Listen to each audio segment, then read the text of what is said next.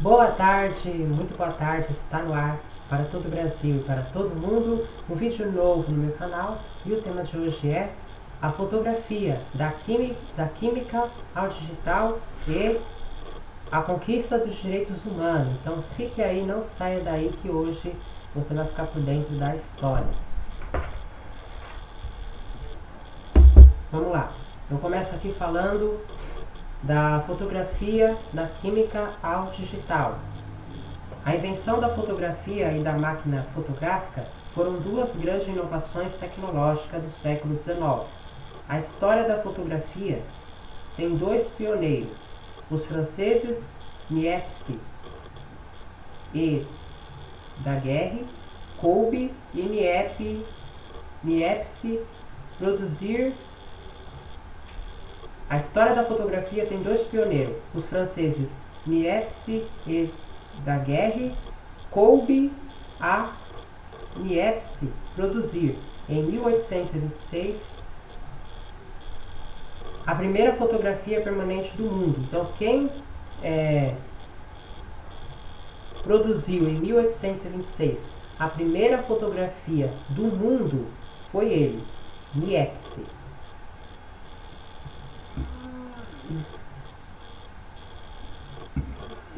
A imagem foi obtida a partir do estudo com a heliografia, uma técnica de gravação de imagens com a luz do sol.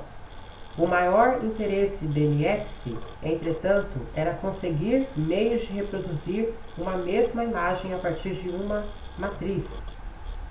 Daguerre firmou sociedade com Niepce em 1829, porém não estava preocupado em reproduzir uma mesma imagem, e sim em aperfeiçoar a sua nitidez. Então, para Niepce tinha que produzir uma imagem a partir de uma matriz. Já para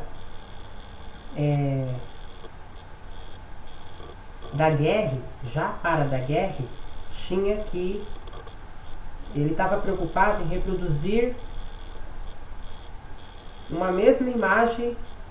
Ele não estava preocupado, Daguerre, em reproduzir uma mesma imagem, e sim em aperfeiçoar a sua nitidez. Desenvolvendo alguns dos estudos do Niepce, Daguerre inventou a primeira máquina fotográfica em 1839, chamada de daguerreotipo. O método resultava em imagens muito nítidas, mas era incapaz de reproduzi-las. Um invento capaz de associar nitidez e reprodução das imagens ainda estava por vir.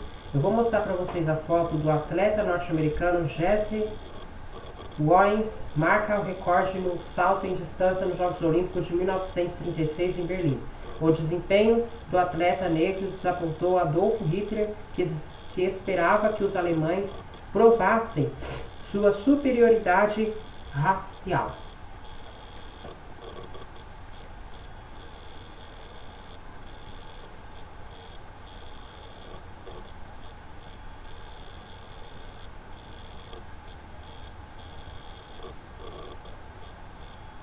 E também eu vou mostrar para vocês a foto da bomba atômica lançada em Nagasaki, no Japão, em agosto de 1945, levando à capitulação do Japão e ao fim da Segunda Guerra Mundial.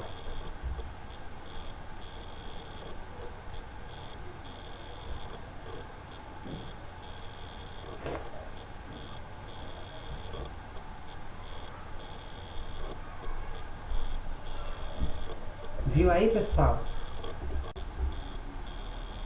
Em 1884, o norte-americano George Eastman revolucionou a fotografia criando o filme fotográfico, um rolo com 24 chapas em branco e preto com base de papel e gelatina. Então, quem revolucionou a fotografia? Quem criou o filme fotográfico foi George Eastman.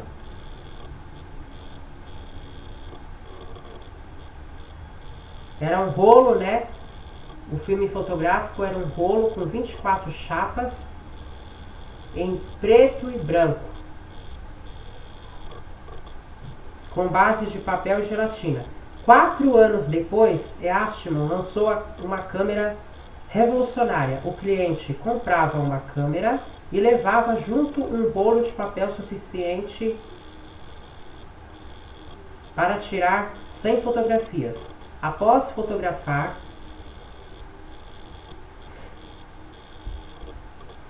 apertando apenas um botão, devolvia a câmera à fábrica, que então revelava as fotografias. O cliente recebia o filme revelado e a câmera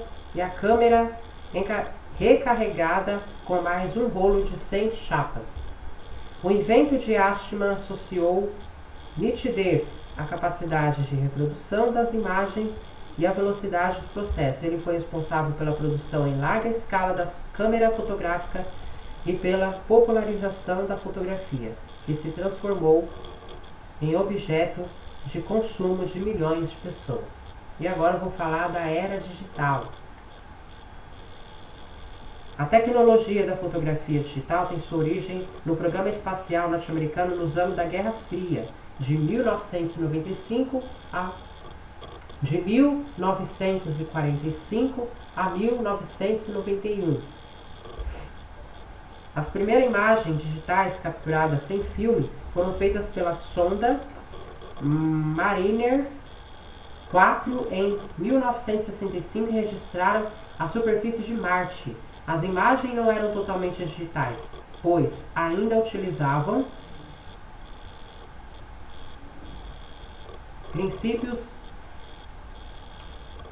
princípios analógicos. A primeira câmera totalmente digital foi a Fairchild. Não sei falar muito bem, tá, gente? Fairchild All-Sky Camera. Experimento desenvolvido nos anos de 1970 pela Universidade de Calgary, no Canadá.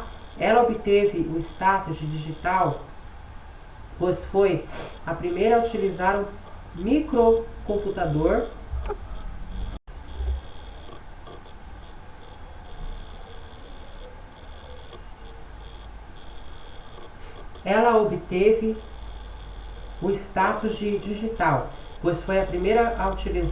um microcomputador para processar as imagens capturadas. Agora eu vou falar dos efeitos da nova tecnologia. Os contínuos avanços tecnológicos rapidamente melhoraram a qualidade da imagem digital e seu uso. Hoje, a maior parte das fotografias é realizada por meio de máquinas digitais, incluindo aqui os aparelhos celulares, né? Que hoje, antes, a pessoa tirava foto através de uma máquina digital, né?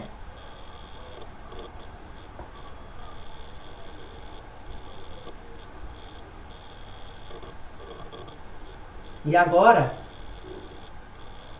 no lugar da máquina digital, foi incluído o celular, né? Que o próprio aparelho celular tem câmera.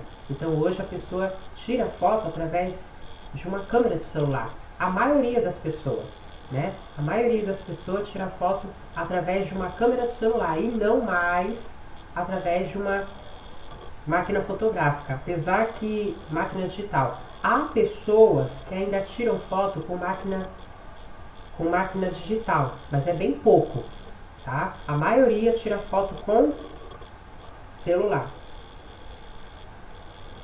No Brasil, as vendas de máquinas digitais entre o segundo semestre de 2007 e o primeiro de 2008 atingiram a marca de 1,36 milhão de unidades. Um dos efeitos da expansão de nova tecnologia foi a queda acentuada em todo o mundo da impressão de fotos, mesmo as digitais. As tradicionais fabricantes de filme para revelação estão tendo que se adaptar rapidamente a essa nova realidade ou estão fechando as portas. Os apaixonados pela fotografia convencional preservada em álbuns ou museu, lamentam ver ameaçado o registro material dos costumes, do trabalho, das belezas e das dores da experiência humana. Eu vou mostrar para vocês a foto.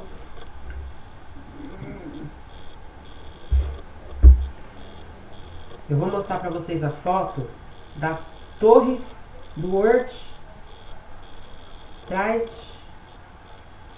Center em Nova York, Estados Unidos. Pega fogo após ataque terrorista em 11 de setembro de 2001. Focaliza nessa foto.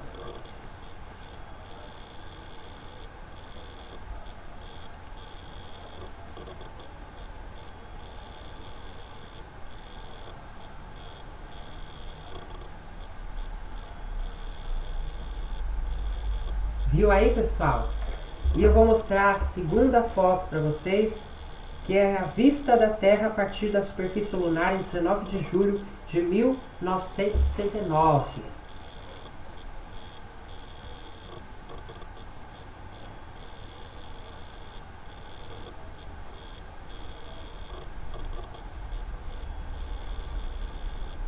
E agora eu vou falar do segundo e último tema para acabar a gravação de hoje.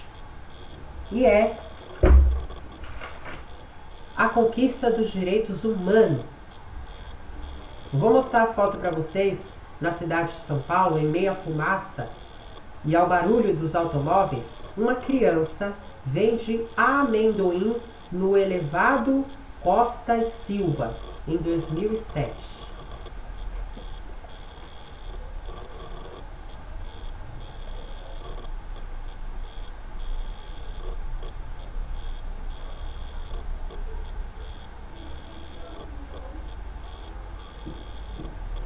Agora sim eu começo com a leitura. A marcha pelos direitos humanos. Nos dias de hoje, cada vez mais se defende que toda pessoa, independentemente de sexo, etnia, idade, crença e condição social, tem uma série de direitos que são próprios da existência humana, sendo, portanto, invioláveis e universais. Até o século XVIII, as lutas por direitos se situavam ao terreno político, opondo a liberdade individual e poder estatal. A luta do indivíduo se dirigia para conquistar alguma liberdade, uma proteção contra a tirania. Com a independência dos Estados Unidos e a Revolução Francesa, uma nova classe de direitos foi incorporada nos programas da época, a dos direitos individuais e coletivos. Garantir o direito à liberdade já não era suficiente. Era necessário também o direito à vida, à educação, à igualdade e à felicidade, etc. Ao longo do século XIX e XX, outros direitos individuais e coletivos foram sendo reivindicados, formalizados e incorporados pelas constituições de vários países. O direito ao trabalho, à saúde, à moradia, entre outros. Direitos individuais e sociais. Alguns direitos são individuais, ou seja, referem-se à pessoa como indivíduo livre e autônomo. Entre os direitos individuais, podemos citar o direito à vida, à liberdade, a escolher uma religião, a manifestar opiniões, entre outros. Há direitos que são sociais, pois situam de um indivíduo em um conjunto social pela atividade que exerce, trabalhadores, por exemplo, ou por requerer proteção especial, crianças, idosos, enfermos. Pode ser o direito ao trabalho, à educação, à livre associação, entre outros. O direito à infância. Para que uma criança possa crescer e se desenvolver plenamente, é necessário que tenha uma infância digna e protegida. A necessidade de amparar a infância levou a Organização das Nações Unidas, ONU, a aprovar em 1959 a Declaração Universal dos Direitos da Criança, que serviu de modelo para leis específicas sobre a infância em vários países, no Brasil, os princípios da ONU foram incorporados à Constituição de 1988 e ao Estatuto da Criança e do Adolescente de 1990. Agora eu vou falar das leis da proteção à infância. Gente, eu não estou explicando porque tá bem, né, tá bem assim, fácil, entendeu? Não tem nem o que falar. A Marcha pelos Direitos Humanos vai se referir ao quê? Que independente do sexo, da etnia, independente da idade, da crença da pessoa ou da condição social da pessoa, independente, né? A pessoa, independente do que ela tem uma série de direitos.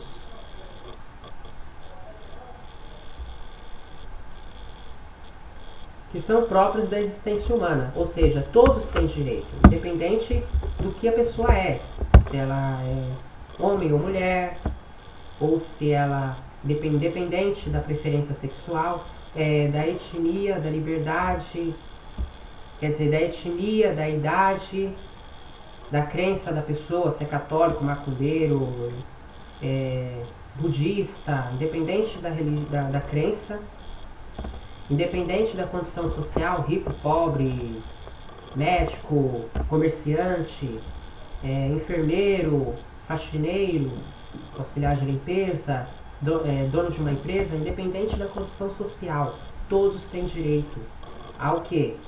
À liberdade, ao direito ao trabalho, à saúde e à moradia. O direito é para todos. E o direito individual vai se tratar, como eu havia falado na leitura, entre os direitos individuais podemos citar o direito à vida, que é um direito individual, que nem eu tenho direito à vida, eu vivo. Direito à liberdade, ou seja, a minha liberdade, e também a do próximo, né? Mas cada um tem a sua liberdade individual, né?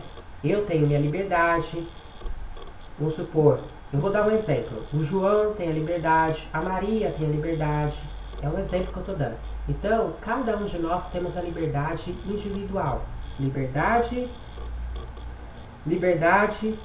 a escolher uma religião, a manifestar a sua opinião, né? Entendeu? E é isso. Aí, o direito da infância, o direito social vai se referir ao direito dos trabalhadores. Cada trabalhador tem o seu direito social específico.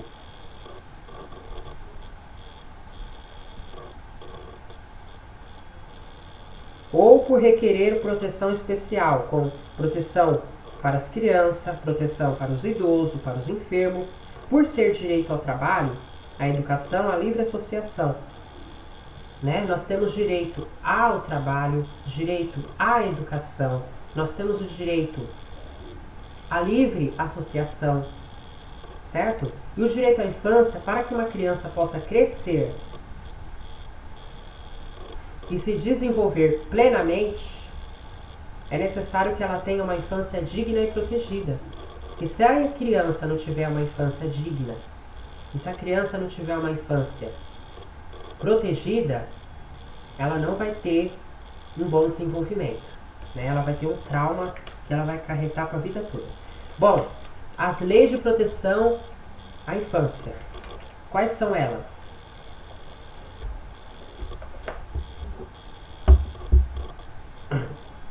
Segundo a Declaração dos Direitos da Criança, a infância deve receber atenção especial. As crianças não podem sofrer discriminação por motivo de raça, cor, sexo, língua, religião, origem nacional ou social, riqueza ou qualquer outra condição. Toda criança tem direito a um nome. João, Maria, Carlos, Betânia, né? É um exemplo que eu estou dando, tá? Toda criança tem direito a um nome e a uma nacionalidade, se é brasileiro, se é estrangeiro, se é espanhol, se é português, se é europeu, né? Se é japonês. A crescer e se desenvolver com saúde. Tem direito à alimentação, uma alimentação saudável, tomar café, almoçar, jantar. Naquele intervalo da tarde, ela vai comer uma fruta, ela vai comer um pão, né? Bolacha. Bolacha não tem vitamina, mas muitas crianças comem. Eu também comi muito quando era criança. Então, eu comi muito bolacha e continuo comendo. Mas, pessoal, a alimentação, eu digo alimentação saudável. A criança tomar vitamina, tomar café, almoçar, jantar, comer não só arroz, feijão e carne, ou ovo, ou batata, mas ela tem uma salada, uma verdura, né, no seu prato. Uma alimentação saudável que vai ajudar no seu crescimento, vai ajudar no seu desenvolvimento das células, do corpo, vai ajudar no sangue, né, que o sangue precisa de vitamina, né, e leite, o leite é muito bom no café da manhã, porque ajuda no osso, ó. O leite é bom para os ossos, né, tô dando aula de ciência já. Então, o leite é bom para os ossos e a salada, a verdura é uma vitamina, né. Para quando a criança tiver uma doença, a imunidade dela não vai ficar tão baixa, porque ela tem vitamina, ela tem, né, proteínas. Então a criança, infelizmente, né, não são todas as crianças hoje que têm uma alimentação saudável, infelizmente.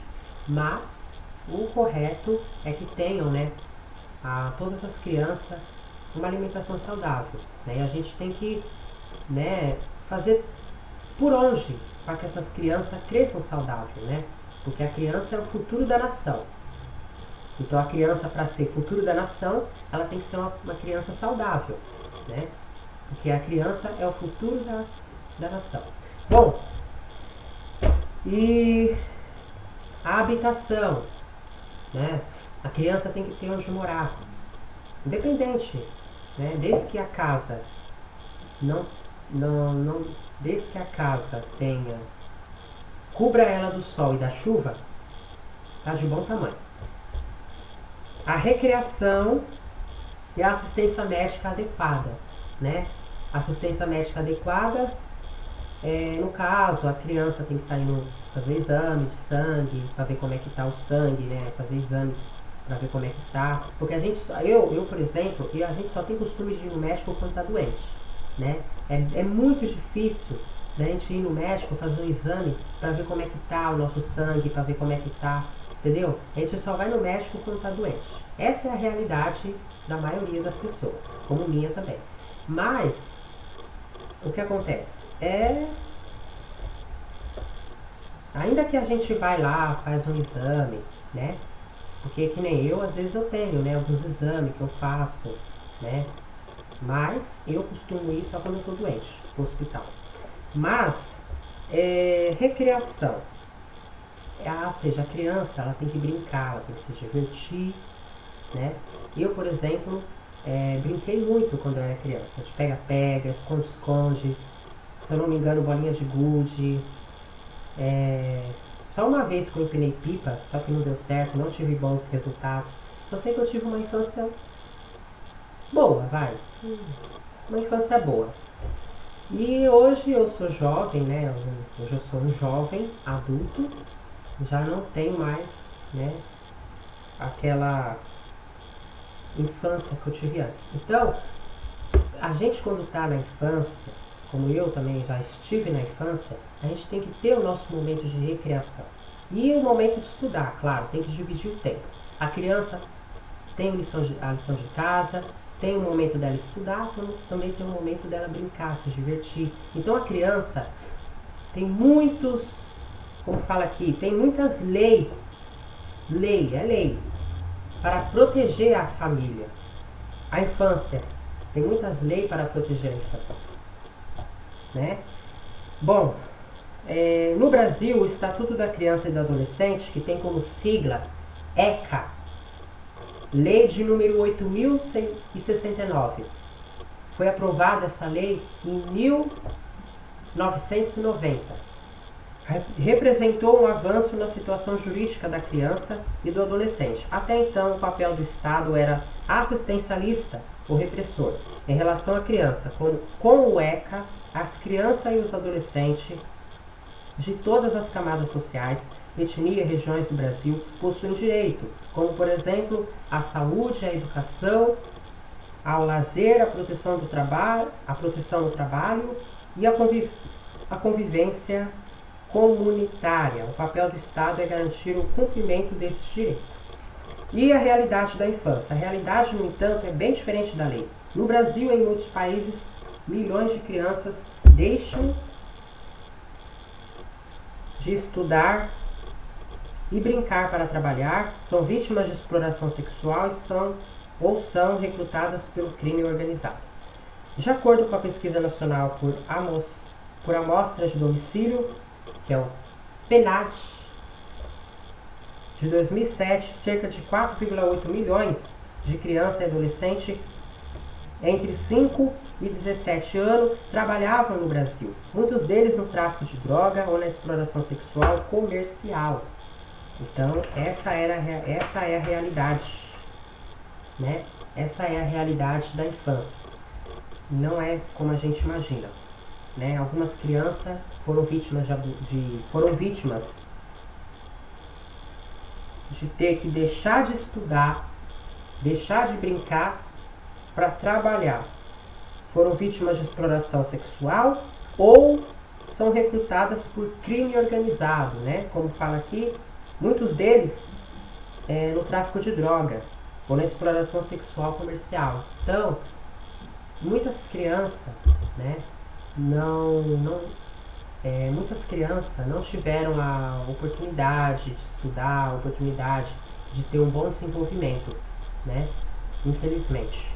Eu vou mostrar para vocês a foto da Crianças Brincam em Parque. Toda criança tem resguardado o direito à recreação.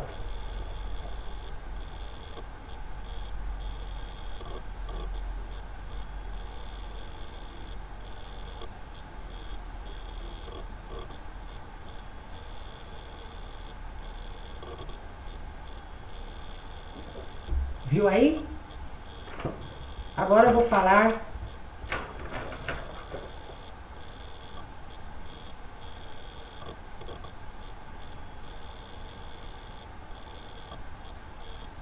o direito à educação.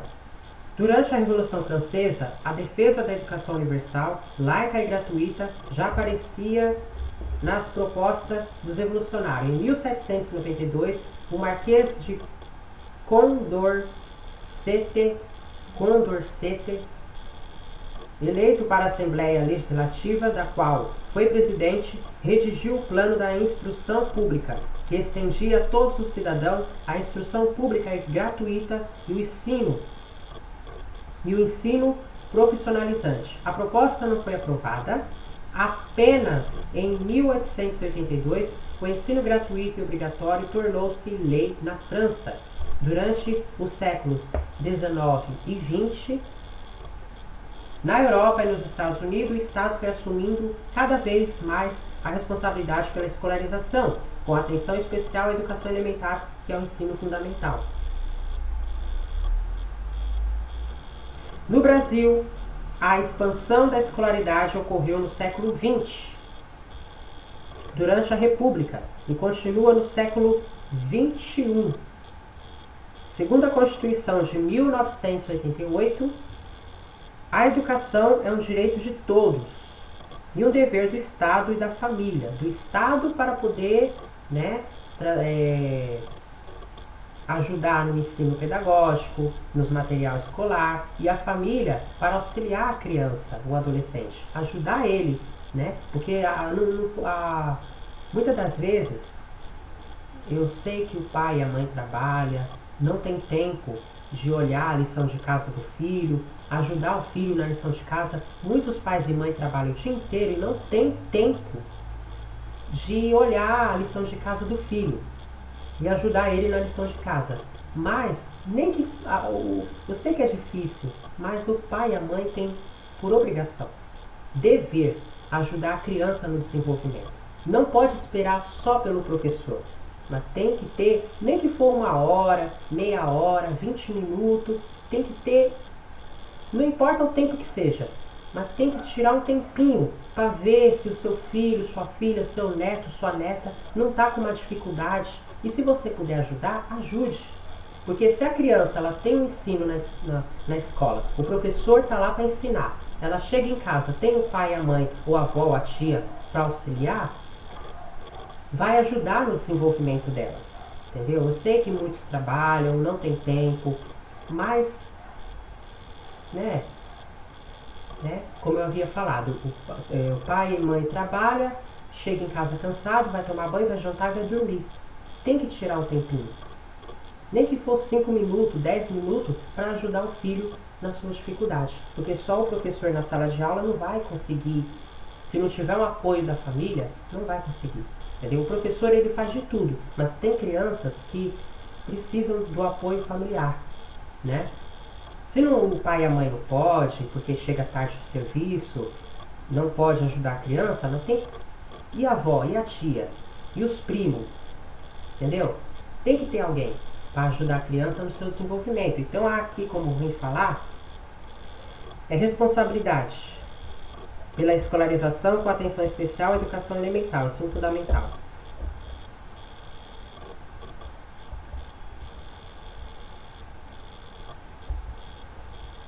No Brasil, a expansão da escolaridade ocorreu no século XX, durante a República.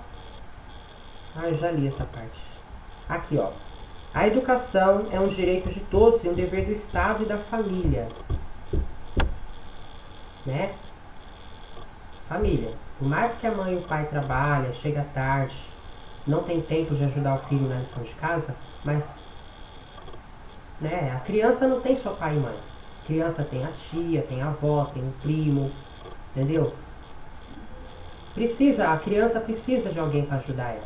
É isso que eu quero que vocês entendam, né? E vocês ajudem o filho de vocês, né? Porque vocês não sabem a benevolência que vocês vão estar fazendo para os professores. E quando o aluno chegar, o professor vai explicar a matéria, o aluno não vai ter tanta dificuldade porque ele tem o apoio da família, ok? Claro, né? Às vezes acontece do pai e a mãe não saber o conteúdo, mas sempre tem alguém que pode ajudar, né? Então é necessário o apoio da família. O Estado é obrigatório a garantir o ensino fundamental gratuito e laico e assumir progressivamente essa tarefa também no ensino médio. Não é só o fundamental, não. Ensino médio também. Cerca de 17 mil professores em greve protestam contra a política educacional do governo do município de São Paulo em 2006. É a foto que eu vou mostrar para vocês agora.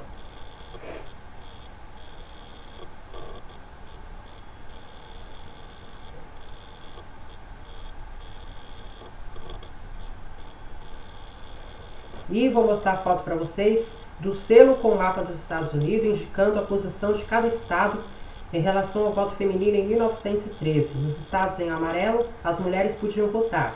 Nos estados em preto, não. E nos demais estados, o direito das mulheres ao voto era parcial. Focalize.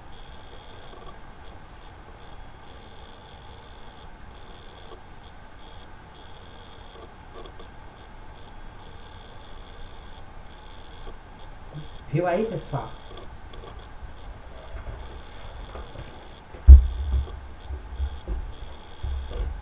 O direito ao voto. A expansão do direito ao voto está diretamente ligada à Revolução de 1848 na França, que instituiu o sufrágio universal masculino, mas as francesas continuaram sem votar, apesar das mobilizações de grupos como o Clube para a Emancipação das Mulheres. Em 1893, na Nova Zelândia, as mulheres conquistaram o direito ao voto. Na Inglaterra, as mulheres conquistaram esse direito em 1918. Enquanto as francesas e as italianas esperaram até 1945, no Brasil, as mulheres começaram a votar em 1933. O ensino fundamental de 9 anos. A ampliação do ensino fundamental para 9 anos permite aumentar o número de crianças incluídas no sistema educacional. Os setores populares deverão ser os mais beneficiados, uma vez que as crianças de 6 anos de classe média e alta já se encontram majoritariamente incorporados ao sistema de ensino, o objetivo é assegurar a todas as crianças um tempo mais longo de convívio escolar, maiores oportunidades de aprender e, com isso, uma aprendizagem mais ampla. É evidente que a maior aprendizagem não depende do aumento do tempo de permanência na escola, mas sim do emprego mais eficaz do tempo. No entanto, a associação de ambos deve contribuir significativamente para que os educandos aprendam mais. Entre aspas, tá? As mulheres têm os mesmos direitos que os homens? De acordo com a lei, sim. De acordo com a lei, sim. As mulheres têm o mesmo direito que os homens. A igualdade jurídica conquistada pelas mulheres é muito recente. Até o início do século XX, as mulheres casadas não podiam dispor de seus bens. Não tinham a custódia dos filhos, não podiam estabelecer contrato e o adultério feminino era considerado crime. No Brasil, até o ano de 2003, quando entrou em vigor o novo Código Civil, os maridos podiam exigir a anulação do casamento, se constatassem que as esposas não eram mais virgens na época do casamento. Na Europa, a igualdade jurídica foi estabelecida aos poucos a partir da Primeira Guerra Mundial, que vai de 1914 a 1918. No Brasil, de acordo com a Constituição, homens e mulheres são iguais perante a lei. A igualdade jurídica, no entanto, não equivale à igualdade efetiva. Segundo o PNAD 2007, feito pelo IBGE, que é o Instituto IBGE, que eu já falei no meu canal, vou falar novamente, que vale ressaltar. IBGE, Instituto Brasileiro de Geografia e Estatística. Ok?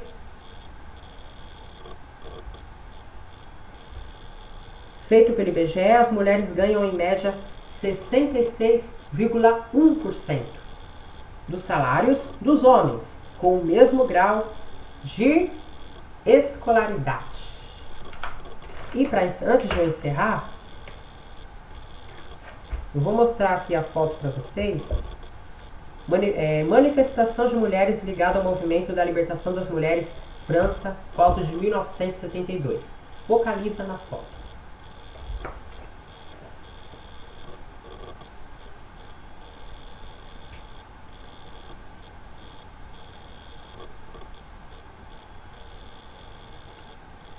E por hoje é só. Muito obrigado pela sua atenção, muito obrigado pela sua companhia. Você não é inscrito no canal? Ainda não? Então tá esperando o quê? Se inscreve agora no canal, ativa o sininho para receber todas as notificações. Já deixa o seu like e até a próxima. Tchau!